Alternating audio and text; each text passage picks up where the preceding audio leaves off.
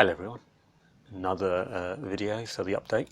Had to wait for the studio to be redone, so this is the new one. So now I have me and the camera down here. Hello. The Zoom meeting from last week was interesting. So there's a few points that were brought up, a lot more discussion about the development of the group in general. So we had the Facebook group, which is where you'll see these videos. We'll have the YouTube channel, which is where these videos are going to be uploaded to.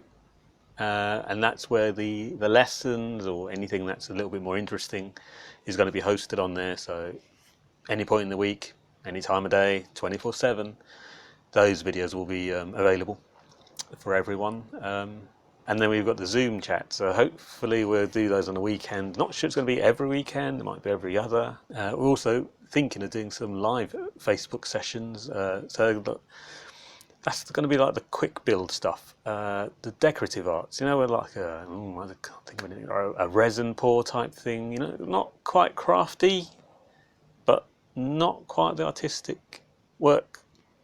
Yeah, sort of like an instantaneous, you know, like a paint pouring, and then the culmination, hopefully, at the end of it, all of this, when things are opened, if we'll have some live art sessions over at the Bee Change. So yeah, art at Bee Change, hopefully. Might be an evening. I don't think it won't be an A-level or anything like that. It will just be a bit of a get-together with other like-minded artists, like we are doing here now. So yeah, that's the plan in a nutshell. So the other thing we were talking about is it's starting. So that's for me, that has been the difficult part for me to understand how to begin to. There's so many different areas of art. So the one I'd want to concentrate on is creating, you know, a masterpiece. That's where you get composition, and you think about all the lighting and the moods and the elements, the whole show. It's like theatre, thinking about everything, the soundtrack, the backdrop, the whole atmosphere of it all. And then there's I just want to paint things really nicely, you know, life drawing, still life. We just want to do a painting and it looks nice and that's it. Sort of flip side of that is where it's instantaneous, like I just mentioned before about the decorative art. So I've been thinking, how would you start? Well, I would recommend the old stick of charcoal. So if you've not used this is an actual stick of a tree that's been burnt. No, not quite the same as a charcoal pencil. Still very good, but just not the same. It's because you use different stuff. Head down to the paper. So this one is no tip. Well, that's the thing about charcoal pencils. See, the ends crack off, and then you waste time trying to sharpen that or cut it with a knife. It's just not for me. Maybe others find it more easier to use these like this, but not me. This is a charcoal pencil, but the lines you can get on it are, you know, lovely. You know, that's the range. That is the tonal range you can get. You can get very delicate, and then you can go in and scrub. And that's what charcoal is. That's charcoal. That's great. Okay, this is a charcoal pencil. With a willow stick, you can do the exact same thing. But with a willow stick, you can check. You see, I do this straight away. I haven't been trained to do that, but I've just picked it up underhand style. So I know I can use that to create a massive line, or I can twist it and it will give me a sort of straddly line. The charcoal pencil is not the same because it's like a pen. It's just like pencil, and that's what the differences are. That is really it's that holding of the pen. I mean, if you try and draw with a charcoal stick, you'll just snap it and it'll bounce off. So you really need to get in there. You need to really hold it. You can really do some nice work. I love charcoal. Charcoal's so quick. The other thing I'd recommend is, so this is an A4 sketch pad. Great. This is one of the starter things. You'll need a sketch pad. If you can get 30 odd pages on it, that's great. That's 60 sides. So I'll tell you something that, you know, I didn't know these things. It's only after a while that you realise. So you start using it from the cover, and obviously, you know, I'm right-handed, so I'd go here and I'd flip over and go here, and you flip, and when you get to the back of the book, just flip your book upside down. So you start again here. Let's do a nice little tree. There we go. sketch the tree. So when you turn over your page, you've got a blank here, and your other image will be here. That to me was like, nobody told me. So, okay, let's go back. So that's the A4 page, and when you use charcoal, and if you get a chance to get an A3 or an A2 page, you'll find you can do some really big marks, and the charcoal won't let you down. Whereas if you try and use a pencil and try and do some big marks, oh, well, there you go, the tip's broke. Yeah, no, doesn't work. Same with a pen. If you know, even if you are, I love a biro, but I just know I can't get that. It's just not the same. You see, you'll get a uniform line. You won't get this, and yeah. So just a quick little reason why I'd recommend charcoal to begin with, because charcoal is just really good. I mean, if you can't find the willow sticks, or you don't get on with them, you know, if you find it more difficult to hold, or just charcoal pencils still good, and it just lets you I don't know, just lets you go quickly. You don't really have to worry about mistakes. You can put shapes in here and there, you can mess about with it. You can shade with it, you can come out of it, get your fingers in there and work through those edges like so. And if I had a rubber with me, which I thought I did, but here we are. My rubber's gone off. So yeah, so you can get in there again, and it's making a smoother line. Yeah, that's just the putty rubber. So this one's got a bit whiffy. You can also get these. So these are big sticks of charcoal. Let's just get two of these out here. If you can read them from there. Put them on here. So we've got a medium and a soft, and just like a pencil, HB and a B. So this is a soft, and then this one's a medium. So yeah, this one is harder. You can feel that. You can feel the raspiness on the page for me. But it's all about holding it. And again, getting in there.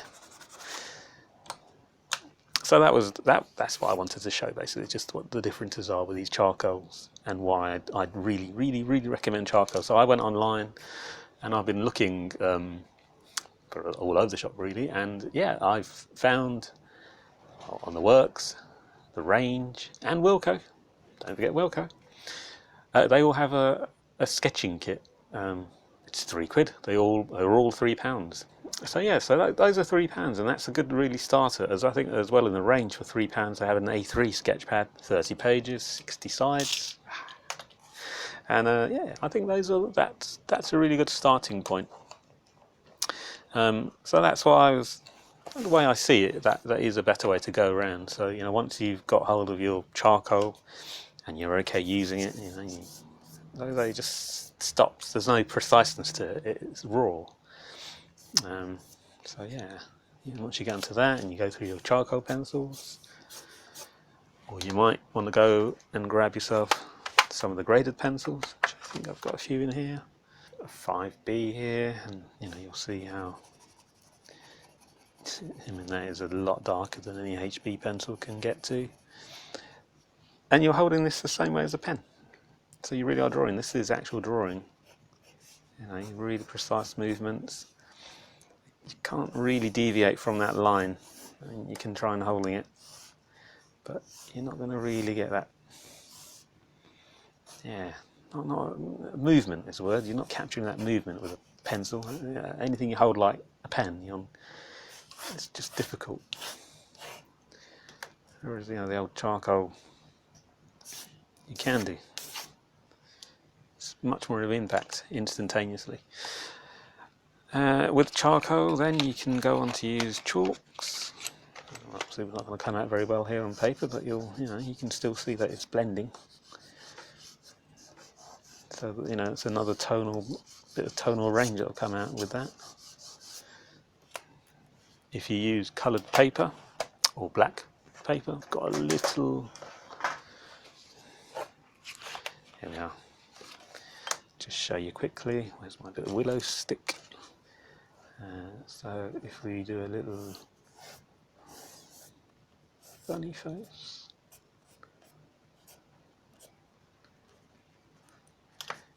can come in here with the charcoal and the chalk.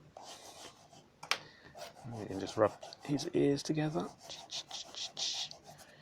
There we are. You can kind of see you're already getting a lot of tone in there. And if you want to add the dramatic effect again, you just go in there with the charcoal. Ooh.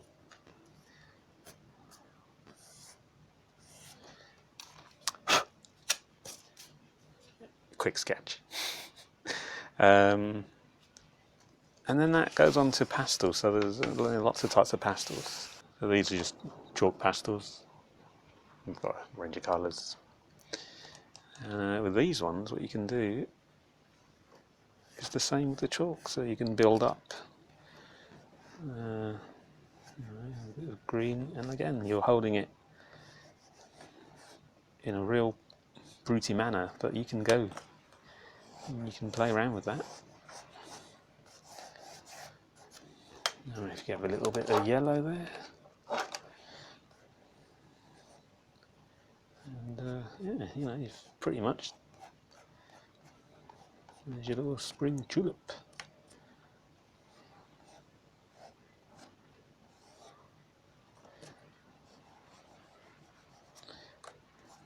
So yeah, I mean, I like chalks. I think they're great.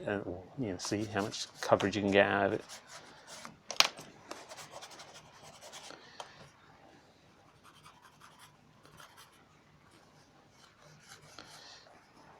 And just start building up your picture.